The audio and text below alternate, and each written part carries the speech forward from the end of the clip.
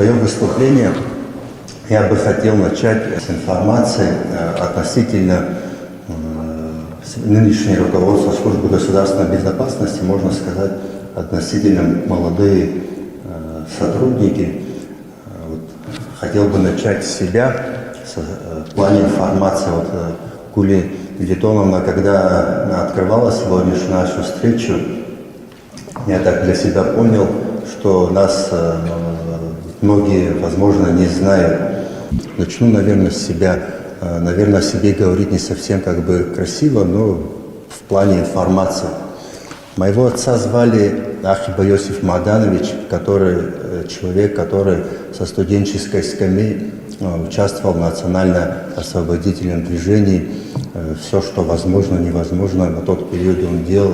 В 1979 году в числе других соратников был подписантом так называемого абхазского письма 130, за что был исключен из партии, уволен с работы и с последующими последствиями. Я в органах государственной безопасности с 1998 года на различных должностях в настоящее время возглавляю эту службу. Рядом со мной находится первый заместитель председателя службы Хварцкий Азал Мушневич, сын ученого, воина, который всю свою жизнь посвятил защите Республики Абхазия, героя Республики Абхазия. Я думаю, вы все его прекрасно знаете и помните. Другой заместитель, относительно тоже молодой, Зухба Саид Валерьянович, является сыном героя Абхазии Зухба Валерьяна, который в 1993 году в мартовском наступлении погиб. До начала нашей Отечественной войны по отношению него было возбуждено уголовное дело, был осужден за организацию беспорядков. Это 89-е годы, все мероприятия, которые проходили, вы все прекрасно помните и знаете. Другой заместитель Кучубери Дмитрий Гаевич, сын ветерана войны, инвалида первой группы, награжденного орденом и медалями. Почему я это все говорю? Не то, что мы себя там рекламируем и так далее, потому что в последнее время очень много негатива в отношении руководства службы, конкретных лиц и так далее. Я также хотел вас проинформировать о том, что недавнее выступление первого заместителя председателя службы Зала Мушневича Хварцкия — это не его личное мнение, это не его личная позиция, это позиция в целом службы. Он озвучил позицию службы. Вы понимаете, да, почему я это подчеркиваю? Потому что после его выступления, его адрес в различных информационных ресурсах звучала критика и все остальное. И в порядке информации просто я это посчитал нужным озвучить. Я не знал здесь, какие вопросы будут поступать в наш адрес, и для себя так коротко хочу до вас довести. Краткую справку я составил, хочу вам зачитать. Общественно-политические процессы, происходящие в мире, особенно в странах бывшего СССР, давно стали предметом глубокого изучения и анализа странами Запада во главе с Соединенными Штатами Америки, которые под благовидным предлогом распространения демократии реализуют свои государственные стратегические интересы. Особую активность Соединенных Штатов Америки проявляют в странах бывшего СССР, Южного Кавказа, Центральной Азии с целью ослабления российского геополитического присутствия, где позиции России традиционно сильны. Одним из основных инструментов распространения демократических ценностей и развития гражданского общества выступает Агентство международного развития USAID, подконтрольное американскому государственному департаменту. Известно, что с USAID прямо или косвенно связаны большинство международных неправительственных организаций, действующих по всему миру. В этом контексте стоит отметить, что за последние десятилетия факты вмешательства во внутриполитические процессы произошли именно в тех странах бывшей СССР, где активность проявляли многочисленные международные неправительственные организации и особенно USAID. которые под предлогом реализации гуманитарных проектов готовили условия для смены неугодных политических режимов с активным вовлечением молодежи. Активисты, как правило, направлялись для обучения на Запад и страны Прибалтики. В этой связи следует напомнить цветные революции, которые мы все наблюдали в Грузии, в Украине, Киргизии, попытку государственного переворота в Белоруссии и в Казахстане.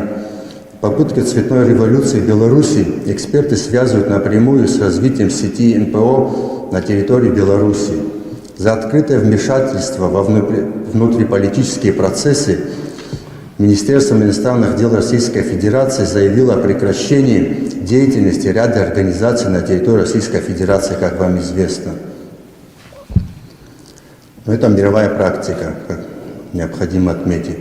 Полагаем недопустимым вмешательство недружественных иностранных государств во внутриполитические дела Республики Абхазия. Всего на территории Абхазии функционирует более 20 некоммерческих организаций и ряд представительств международных организаций. По имеющимся в СКБ сведениям, мы взяли период, допустим, 20 по 23 год, общий объем денежных средств, поступивших на счета указанных организаций из-за рубежа на реализацию различных проектов на территории Республики Абхазия, составляет около 2 миллиардов рублей. Региональные офисы международных организаций, курирующие проекты, реализуемые на территории Республики Абхазия, расположены в городе Тбилиси, а непосредственное согласование проектов осуществляется с Министерством по вопросам примирения и гражданского равноправия, являющимся основным ведомством, ответственным за восстановление так называемой территориальной целостности Грузии. Осуществляемые неправительственными организациями проекты на территории Республики Абхазия неоднократно выходили за рамки заявленных гуманитарных целей. К сожалению, действующее законодательство не позволяет в полной мере установить цели, на которые осваивается иностранный капитал, поступающий от недружественных источников финансирования на территории Республики Абхазия. Под недружественным источником финансирования мы подразумеваем те государства и организации, которые открыто заявляют о территориальной принадлежности Республики Абхазия к Республике Грузия.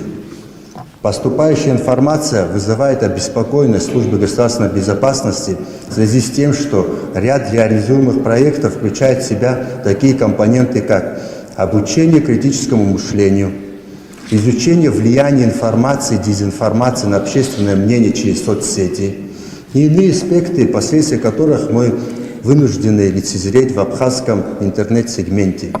Одной из основных и ключевых международных неправительственных организаций, действующих на территории Республики Абхазия, является программа развития ООН.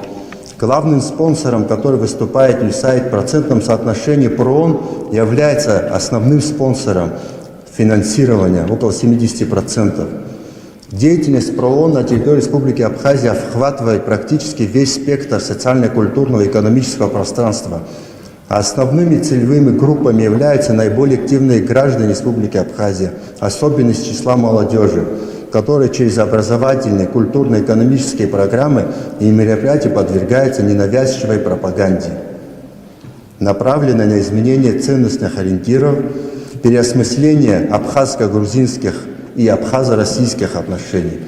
В связи с этим большинство проектов, финансируемых и реализуемых ПРООН, предусматривает совместное участие в них представителей Абхазии и Грузии.